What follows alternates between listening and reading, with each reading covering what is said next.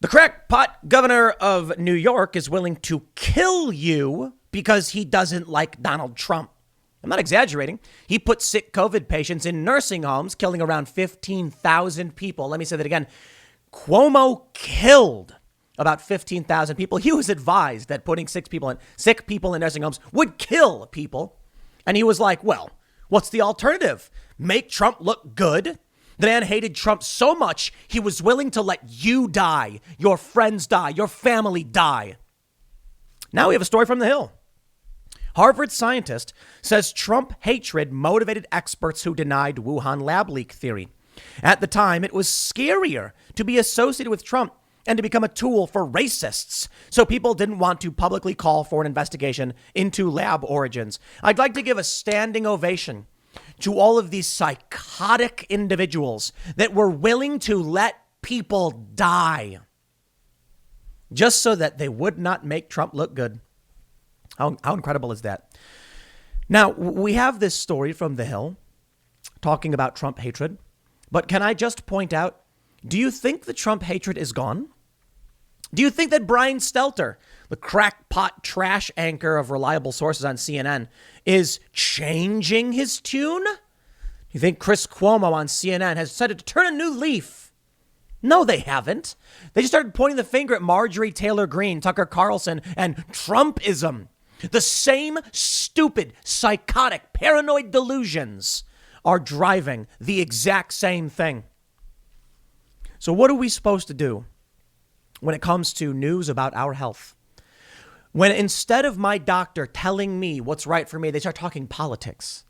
I don't want to reveal too much private information, so I'll stop myself. But some of the people that we've talked with on IRL podcast have mentioned that when they talk to their doctors, the doctors give them political opinions, and they have to remind them, Doc, I'm looking for a medical opinion. Oh, and the medical opinions are very different.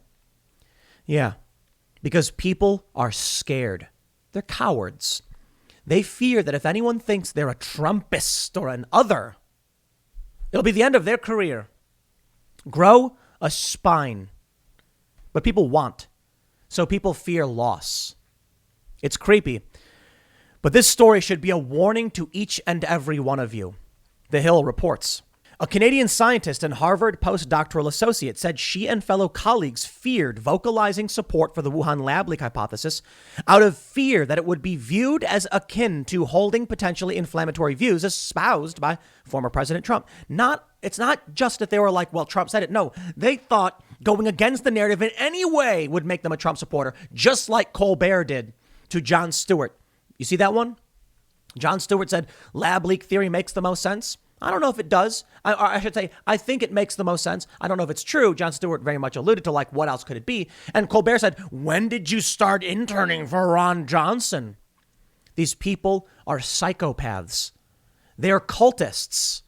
Look, there are creepy conspiracy people on the internet who support Donald Trump, but you can disagree with them. Colbert, well, are you a Republican? Why? Because I disagreed with you on some news story? Are you nuts? Yes, they are. Okay. Alina Chan is one of 18 experts who signed a letter in May calling for a thorough investigation into the origins of the coronavirus. But prior to the letter, Chan told NBC experts were cautious to lean too close to the former president. Quote, at the time, it was scarier to be associated with Trump and to become a tool for racists. So people didn't want to publicly call for an investigation into the lab origins. Please, my friends, share this. Please show this to each and every one of these people who thought they were right and they were high and mighty. Show this to each and every one of these people who are like, Jon Stewart's espousing hateful speech. Many of these people are cultists, so breaking someone out of a cult is very difficult. But I'm sure you know many regular people, friends and family, who just don't know and believe stupid crackpot BS. Here you go, friends. A scientist came forward and said, well, we just didn't want to look like we are supporting Trump, so we lied. Everything they were saying last year. I wonder how many times these stories can prove to be false, that the media can lie and get away with it, and these psychotic cultists just keep going, well, I'll check CNN and see what they have to say. I'll give a special shout out to Bill Burr on the Joe Rogan podcast when he was like, Joe, I just turn on the TV every 2 weeks and they say, wear a mask, I'll wear a mask.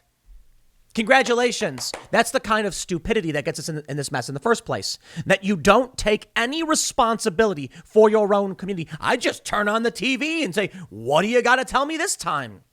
Well, what they were saying was Orange Man bad. Therefore, anything from the Orange Man, we will deny and say is wrong. I love it. A news study comes out from TechCrunch talking about a potential new treatment for COVID. And Donald Trump comes out and he goes, there's some great news. Frankly, I've seen it. It's wonderful. Things may be improving very soon. And then the media immediately flips and says it's fake news. Trump's lying. What? Yeah. Lab leak. Something that scientists Fauci had talked to even said it may be a lab leak. Even Fauci himself says he's not entirely convinced it was natural COVID. And we went through a year of denying everything simply because they hate Donald Trump. This is the most infuriating thing to me. I mean, we know they do this. But think about the destruction they hath wrought on our society, on our country, because they are whiny, pathetic, spineless cowards that couldn't just say it. I love it. I think it was Matthew Iglesias, formerly of Vox, who, I'm sorry, it might have been Ezra Klein, saying liberals can't give Trump one day after Trump took out the leader of ISIS. They were attacking Trump and criticizing him. And it was like, what? The dude just took out the leader of ISIS, this horrible monster of a human being. And they attacked Trump for it. They attacked him. They couldn't give him one, not one. Because they are in a cult and they don't have principles. They are not here to help you. They are here to demand you bend the knee to whatever stupid whims they are dealing with today. They go on to say the lab leak theory, which hypothesizes that the novel coronavirus accidentally leaked from the Wuhan Institute of Virology, has gained traction in recent weeks. Circumstantial evidence, including a Wall Street Journal report that 3 researchers at the Wuhan lab fell ill in November, challenged the conventional theory that the virus jumped species naturally. This has led to President Biden and other world leaders to call for further investigations. Chan cautioned, however, that despite emerging calls for fresh investigations, there is not a singular piece of evidence that definitively proves the lab leak theory. And I think that's fair to say. Fair point, madame. No, we don't know for sure. Jon Stewart went on Colbert's show and just said, when the virus leaks, maybe you look at the lab that deals with these viruses. When the story first broke, I said, look, it's entirely possible that if you tell me there's an unsanitary wet market and the virus emerged from it, I think it's plausible. And to be fair, when you've got a biosecurity level 4 lab, I think it's more likely that a virus would come from an unsanitary market than a level 4 security lab. You know, it's like, where are people illegally entering the country? Not the places that have walls. You get my point? Like the places that don't have the walls. So we build the walls there. However, some new information began to emerge later on. One, we're learning now that bats weren't even sold, apparently, according to, I think it's The Guardian, a study. Bats weren't even sold, or pangolins, in the wet market. Okay, it's a bat coronavirus, but bats were brought to be studied for coronavirus. You see, these things change. And I think it's fair to point that out and say, we're not sure, but it's plausible. But they just said, no, it's not true. It's a conspiracy theory. And the media kept lying. Lie, nonstop for a year. And there are just really dumb people that turn the TV on like Bill Burr does and just says, whatever the TV says, I'll do. Well, one of these days, the TV is going to say, why don't you go walk off a cliff? And they're going to be like, I turned the TV on. It said walk off a cliff, so I did. Now my legs are broken. How's that working out for you? They say, I know a lot of people want to have a smoking gun, Chan told NBC. It's more like breadcrumbs everywhere, and they're not always leading in one direction. It's like the whole floor is covered in breadcrumbs. But the Harvard and MIT credentialed expert believes last month's letter opened the door for fellow scientists to step away from fears of guilt by association, adding that the letter might offer credibility to alternative theories. I think it had a big effect, Chan told NBC. I think it literally helped all those people who wanted to investigate this by saying, this is not bogus. Top scientists think this is plausible. This is what we get. This is the politics that we are dealing with. This is the fracturing and the collapse of the U.S. I know, maybe a little bit hyperbolic for subject matter, but come on, think about it. You've got people who will literally set fire who will figuratively set fire to our institutions, to our country, because they hate a guy. That's it. We've had bad presidents before, dude. Chill out. They don't care. These are people who would watch you die in their hatred of Donald Trump. These are people like Cuomo, who sat back and was warned, if you put the sick people in the nursing homes, you will murder people. And Cuomo looked them in the eyes and said, I want them dead before I make Donald Trump look good. These people are sociopaths. Cuomo literally murdered these people because he did not want Trump to look good. And now now we get more stories like this. Alina Chan, but we were so worried people will think we supported Trump. Then every single one of these dead people can be on you. And let's talk about the dancing nurses and doctors. Yeah, I said last year they were dancing on the graves of the victims of COVID. And the left got so mad. They're just trying to relax themselves and release steam. They were in hospitals. There was a video where a woman was like, I need help. Is this why we can't get any help? And she's filming the doctors do this stupid shuffle dance. Like there's a woman in this video. She's filming herself saying, please, we need help. And they're dancing around. This is the United States has beclowned itself. These people are clowns. Watching them dance through the halls of a hospital. There was one video where they were carrying a fake dead body that had like a toe tag on it. And I was like, what is wrong with these people? Yet they make up a large amount of the voting base and they vote for lunatics and despots and psychopaths. And this is the country that we get. I'm sorry. I'm just really mad the more I see this. You know, the story about Andrew Cuomo murdering all of those people. He is a serial killer and he's gotten away with it. He's gotten away with it. I mean, they're investigating. We'll see what happens. But I do not believe this mass murderer, this serial killer, Cuomo, is going to face any justice.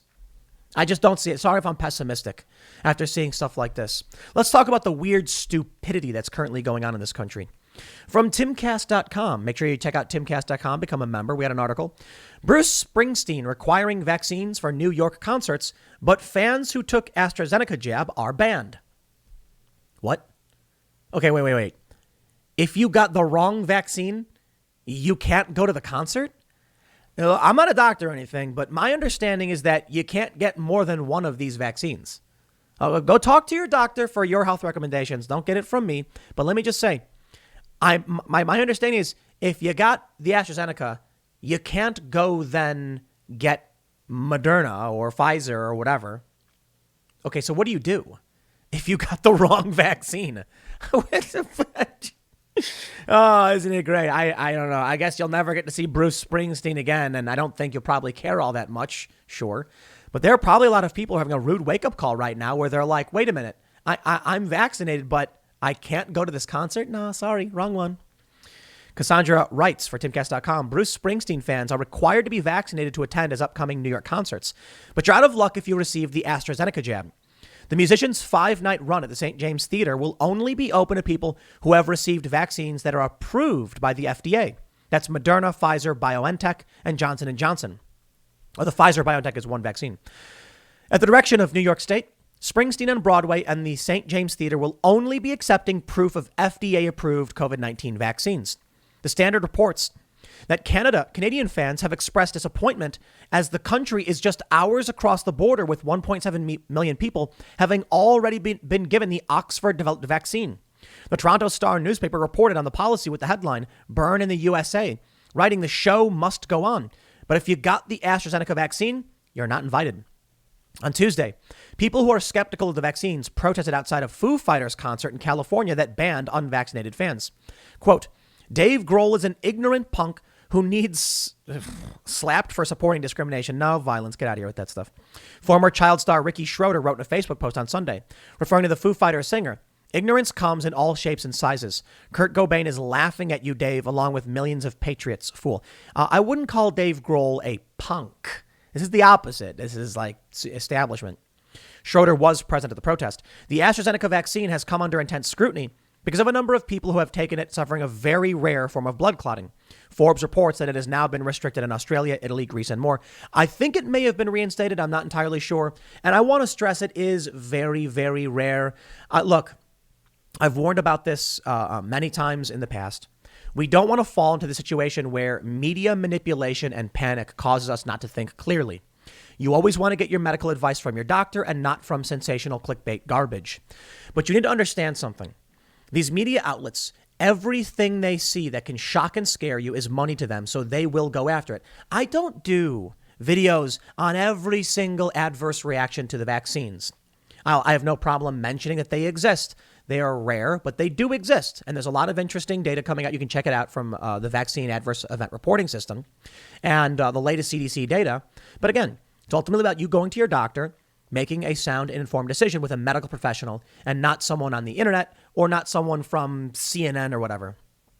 What ends up happening is you'll get a bunch of news outlets that know these shock stories will get clicks and they'll make money off them. So that's why you have to be careful. If 100 million people get the vaccine and 100 of them have an adverse reaction in a specific way, like a rare blood clot, that's a ridiculously low percentage. Keep that in mind. Now, if you ultimately decide it's not right for you, whatever, that's entirely on you and you should have sound information. Just be careful because there's something like you don't want to make the mistake of, people will go on Twitter and they'll see 30 tweets at them all complaining and think everyone's yelling at them because they've not experienced this before. Or big corporations will get 100 emails saying, you're a bigot. So they'll panic and then issue a statement, not realizing that out of the million customers they have, 100 ain't that much. But I think people should be able to make informed decisions and be able to look into this news without fear of censorship and talk to a doctor and make sure the doctor is giving you a medical advice, not political advice. Several countries had opted to allow the cheaper vaccine for younger people, but it turned out they were the group with the highest risk for clots. The Forbes report added that regulators have repeatedly emphasized the safety of the AstraZeneca vaccine and underscored that any benefits outweigh any possible risks. It's a tough call when it comes to vaccines for sure. I was talking to a guy at the CDC a long time ago, and he said it was one of their experts. He's like, look, there's a lot of people who make very far-fetched claims about vaccines. There's been a lot of, conspiracy theories. And he said, vaccine injury is a real thing. Of course it is. Like any medication, there's going to be side effects. And what happens is people hyper-focus on these like handful of moments because maybe it's a decent amount of people, but how many people have gotten the vaccine? It could be 100 million and we get 1,000 people who are sick. And it's like, so that's like 0.1%. It's very, very low. But the challenge, he said, was that if we're looking at a like 2% mortality or a 1% or even a 0.5 or 0.2%, then what we're really trying to see is there's a hard decision that has to be made. Encourage people to get vaccinated, tell them the risks, and mention if COVID has a 0.2, risk rate and this one's a 0.1, well, you're cutting your risk in half. It's tough. It is. And so that's the general idea is, how do we actually solve these problems when there's always going to be some kind of side effect, but it may be the side effects, they say they're trying to outweigh the risks properly. I'm not a big fan, ultimately, of, the idea of the needs of the many outweighing the needs of the few, because that allows essentially a despot to target an individual and say, you are a problem that could affect millions. An individual human who has knowledge of some conspiracy, well, they decide we'll get rid of you because your knowledge could disrupt society or whatever. And I'm like, you can't do that to a person.